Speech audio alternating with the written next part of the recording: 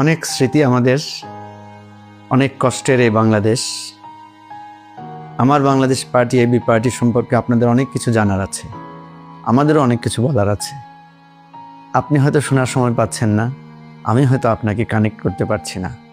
সেই যুক্ত করার জন্য, আপনার জানার বিষয়গুলো আমাদের বলার কথাগুলোকে সংযুক্ত করার জন্য আমরা আপনাদের সামনে হাজির হয়েছি।